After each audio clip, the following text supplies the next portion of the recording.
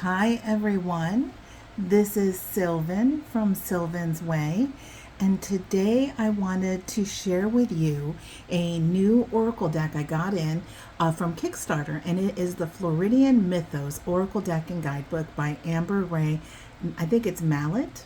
And this deck is really special to me because you might have heard me mention in other videos that I actually lived in Florida for a really long time. I actually calculated it before I did this video, and I was there for 38 years before I moved to North Carolina about a year and a half ago. And so I have a lot of memories with Florida. And so when I saw this deck on Kickstarter, I had to have it because it's just, I'm starting to feel some, I don't miss Florida. I don't want to go back. I mean, I'll go back to visit, but I'm really glad I moved. But, that nostalgia that happens when you think about places that you lived for a really long time. And Florida, I have some nostalgia for it. So when I saw this deck, I had to have it. And what's really cool is that Amber, her and I actually talked, not, over the phone, but, through instant message or whatever. And we talked, and she actually lives not too far from where I lived in the Tampa Bay area. So that makes it even more special. And she actually, I think, told me that she lived in Florida all her life. So she's actually a Florida native. I actually started off in upstate New York and then moved at 16 down to Florida with my family, and then was there for 38 years, so you can do the math, and then moved up here to North Carolina about a year and a half ago. So yeah, I'm kind of an old lady. I feel like it anymore, right? but that's my history with Florida. So let's take a look at this deck. The box is really sweet, and something that is really cool about this is that she really tried to use I think like biodegradable or ethically sourced paper and all of that kind of stuff. So she tried to make the printing of this deck to be, I'm losing the word, but as good for the environment, environmentally conscious as possible. And you could definitely tell when you feel the cards and stuff that it's definitely some nice cardstock, but not like plastic. This is the box. It's super cute. Look at these little pictures, and these are all hand drawn and painted by her. It is a 40 thick recycled cards and a 100-page guidebook. So it's got hand painted watercolor art exploring the untamed magic of Florida's flora and fauna, which I love.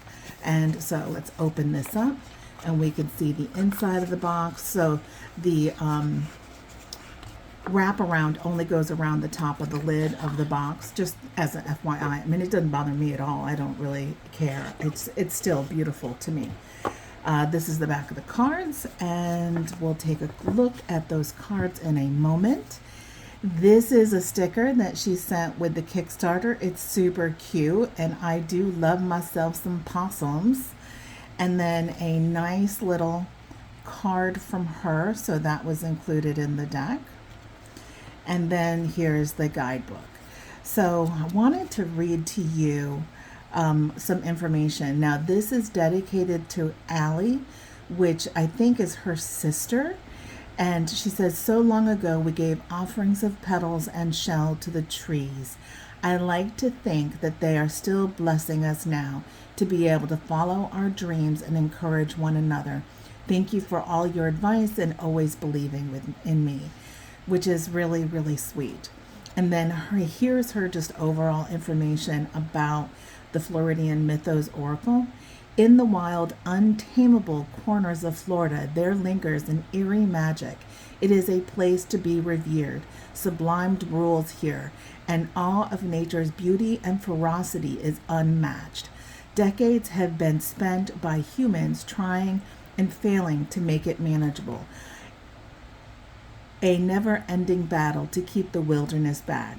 Do you ever get the feeling that society often views you the same way? A little bit messy, a little bit less sorry, be less messy, be less emotional, be less passionate, be tame, just fit in. Come learn from the land's wisdom, the duality of nature here, primal and slow moving, but continuously ever changing, much like our own psyches through time. This deck is built to make you think, self reflect, and challenge or bring out untamed aspects of your soul. To really ask yourself who you are and what you want inside and outside in life, which I think, it's really good because Florida really does seem untamed because there are so many things in Florida that want to kill you. Believe me, there's alligators. So you go canoeing or try to swim in a body of water that's fresh water, and there's alligators that might eat you. You go into the ocean and then you have sharks that might eat you. You go and walk and go into a park and you have copperheads. You have what is those ones that have the colored stripes? You get those. You got the water moccasins. You've got all sorts of bugs. You have recluse spiders. You have, I mean, it just seemed like, you got to be careful in Florida because it seems like everything's trying to eat you or kill you in some way. And it's really weird to be up north now where I can go swimming and I don't have to look out and be careful of what might be in the water with me, like on the most part. I can go for a hike on the trail and not have to really worry that much about what I might run into. I mean, they even have cougars in Florida. So I went hiking on a trail one time and actually got, I didn't get, but I saw cougar paws in the sand on the trail. So, it's definitely much different living in North Carolina where everything doesn't want to eat you here. But that's part of the untamed beauty of Florida. And there's so much more to Florida than just beaches. I mean, the swamps, the Everglades, all of that stuff. I mean, it really is beautiful. And I love, love, love old Florida. I remember when I started I was there when 38 years ago when you could drive down the beach and there was like little tiny motels and little tiny houses, and you could drive down the beach and you could see the ocean in between the little hotels and the little houses. A lot of that unfortunately has been torn down, and then instead these big high rises have been built that's turned into condos or hotels, and you can't see the beach from the road, only in some few places. So it's kind of sad that it's turned into that consumerism in Florida. But if you go to the interior of Florida, it's much, much more wild and untamed because that's just the outskirts, those beaches. I still love going to the beach, but it's just not the way it was 40 years ago when I started living in Florida. Anyway, sorry, I'll get off my soap opera here, my soapbox. Here's a table of contents. She talks about her connection to Florida and about how over time as a child she used to go out into the wetlands and actually go out into those swamps, and then she developed a fear for it as she got older, and then she reclaimed herself by eventually going back out into that swamplands and finding that peace and tranquility that you can only find in those places where nobody else is at. There's a guide to the Oracle, how to use it. There is also something that's really interesting that she built into this Oracle where I don't usually read reversals, and so I wouldn't have thought about doing this if it wasn't for the fact that she wrote it in the book. So I think it's great that she added this, and it's really fun. So there's different meanings, both of these. The upright meaning is more, so basically she was saying, go ahead and build reversals into the cards, because unlike other Oracle cards, there's not always negative meanings for her in the cards that she built in. And we'll see when we get to the cards themselves about the upright and reversed meaning, but it's not always negative. So it's okay to go ahead and flip them around. So I'll actually have to purposefully do that because I normally try really hard not to have reversals in my deck. Because here she says, there are different meanings for both of these. The upright meaning is more based on what my musings were while coming up with the concepts and sketches, her first thoughts. While flipped, the description is more likely to be negative. This is not always the case. There are more influenced by musings while I was working on the art and diving deeper into the meaning. So just because it's flipped does not mean it's a negative reversal. It's just another aspect to that card. So I think that's super cool that she actually did that. She talks about the back of the card, and what is on the back of it is a ghost orchard. So orchid, a ghost orchid, which is very rarely ever seen. So that's really super cool that she included that. And then also when she did the artwork for this, she actually used genuine ground gemstone paint for all the original art that she did. And she uses that as part of it. So bloodstone was used, which is courage and purification, turquoise, tiger's eye, serpentine, green abbot, I can't pronounce that, nickel, and cadmium. So she suggests that while using the cards and interpreting the the readings, take a mental note of the colors used in that particular card, because that gemstone infused kind of, is part of the card in the way that she actually created it. So I think that is super awesome. She gives you some card spreads. So a couple of them, and then this really cool concept of this circle thing. So I'm not going to read it to you because it's very special to this deck.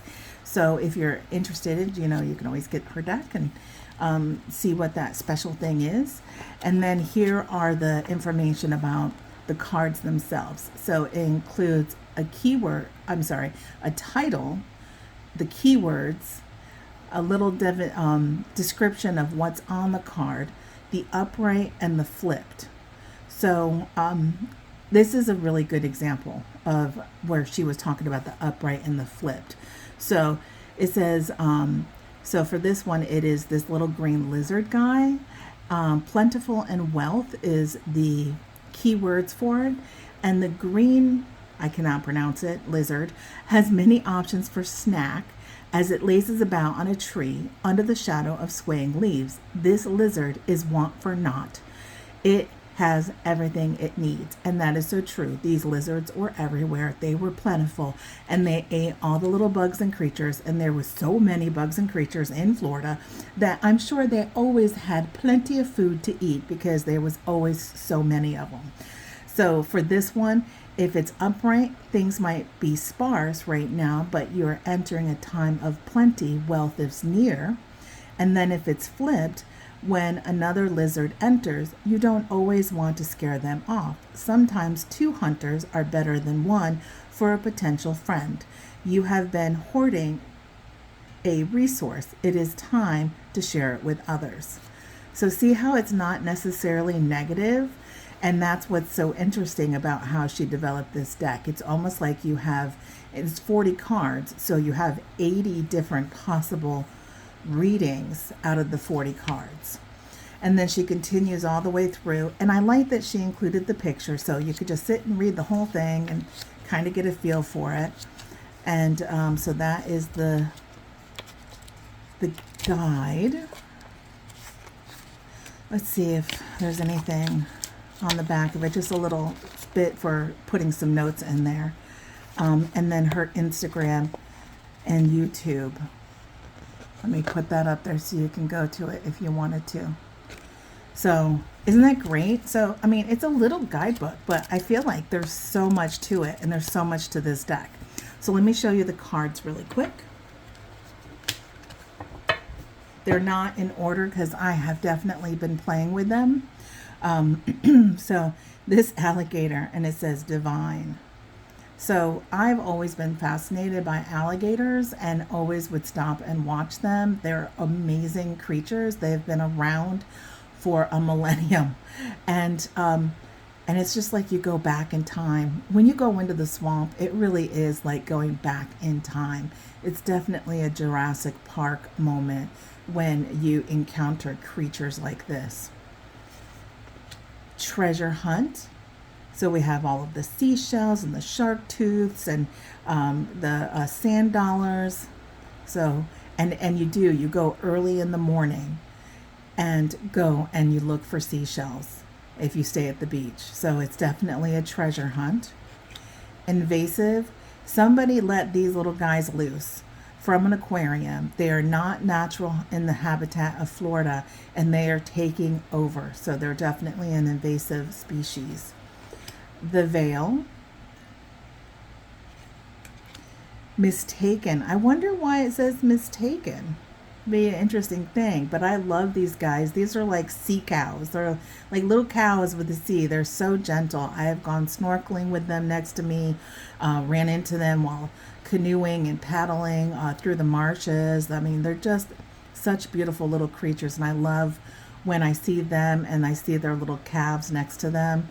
They're just wonderful. Comfort zone. If I were to guess, I would say that this actually is a nurse shark, which actually are not scary sharks. They're very gentle creatures and they won't do anything to harm you. Belonging. So we got some butterflies here. The orchard. Oh, I miss the oranges. Oh my gosh, oranges. I love oranges. It's my favorite fruit. So it was nice to be able to go to the orchards and get some fresh oranges. Guide. There's a couple of lighthouses in Florida. There's actually one that's quite haunted. It's super cool. Thirst. There's that cougar that you have to watch out for. There's not a lot of them left, but there are out there in the wilderness. Home. So what is that? What is that little guy? Do you see him? You see him in there? I wonder if there's a trash panda in there. Super cute. Theater. And it is like watching these egrets eating, finding things to eat in the swamp. I'm not even in the swamp. I mean, they're everywhere, really. You can see them everywhere in Florida, and they are like watching the theater. I mean, I could sit there and watch them for hours.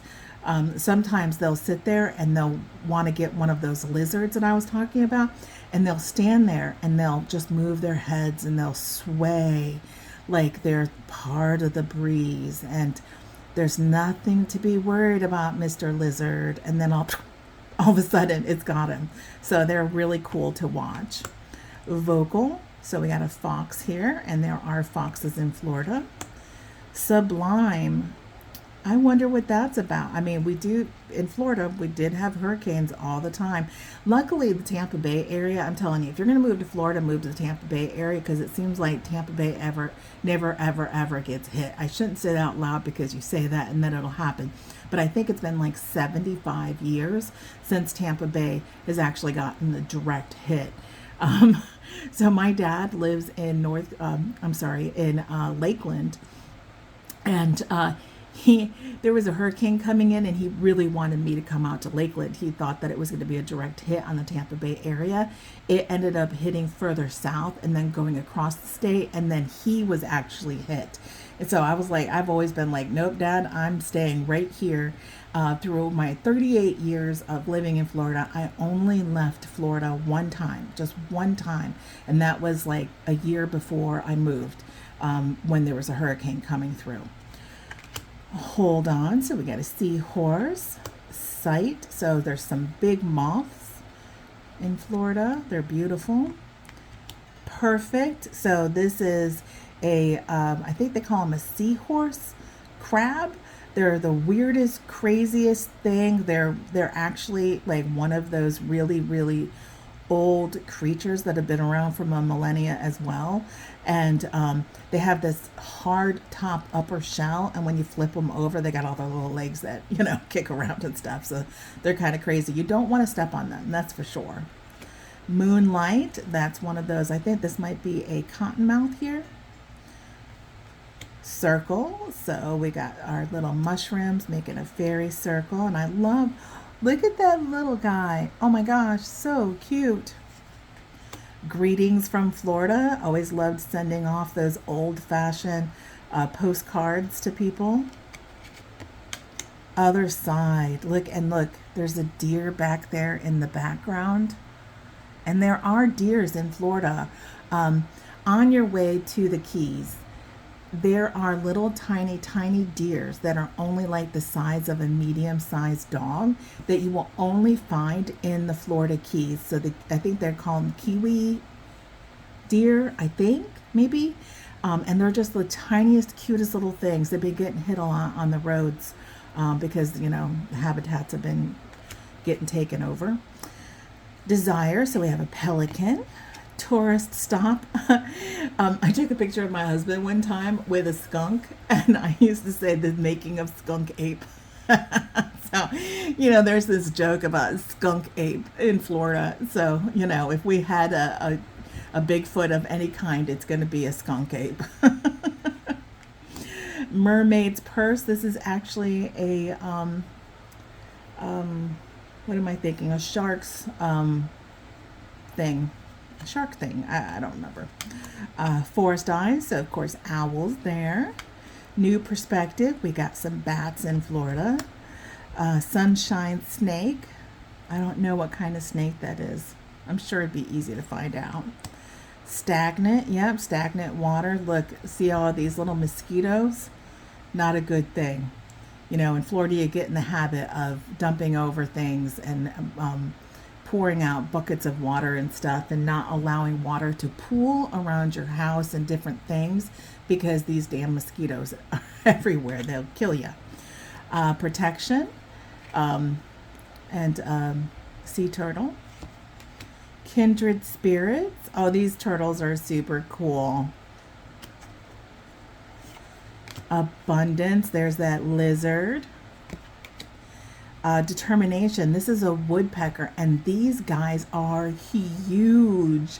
The first time I saw one, I was absolutely amazed. I used to work in the office, and we had I was on the second or third floor looking out over some pine trees, and several of these huge birds would come by and be pecking at the trees. They were amazing to watch, but these things are huge. So I would say they're more akin to the size of a hawk. So, you know, they're not a small woodpecker. It's a very big woodpecker. Impermeance, so that makes sense because, you know, you got your sand castle, and when the water comes in, it will wipe it out. Listening to those seashells. Good omen. Oh, used to drive across the Howard Franklin Bridge, and every single time, no matter how many years went by, I always looked for dolphins. Always. Migration, so whale migration. Pride, those flamingos. Offering, so I think this must be contributing back to that dedication that Amber gave to her sister about the seashell with flowers in it and offering it to the trees in the swamp. That's very sweet, very special. And then Shark Valley. I think this is an area in the Everglades where there's like tons and tons and tons of old shark teeth fossils, but I'm not positive. So that is the deck, and it's pretty sweet, and I love it, and I really appreciate it. Amber, if you ever watch this video, I want to let you know from an old Floridian how much I appreciate that you made, oh, did I mess, I think I messed this up, but that you made, Amber, this deck, and that I will always have a little piece of Florida with me, and anytime that I'm missing Florida, I can then go and just look at this deck and be reminded of all the good memories that I have from Florida without even having to go there. So that is the Floridian Mythos Oracle, and I really, really love it. Tell me below what you guys thought. Is anybody else out there from Florida that, you know, would like a deck like this? I I will make sure that I include Amber's information below in case you're interested in this deck. I feel really truly blessed that I got a copy of it, and I look forward to using this. I think I might have this as my morning or my nightly draw card for like the next month. Probably more like next month, because it's, you know, I already have one for this month, but so for next month I'll probably be using this just so that I can have some of those Florida memories and remember the beach. So, okay, until next time, thank you very much. See you later. Bye.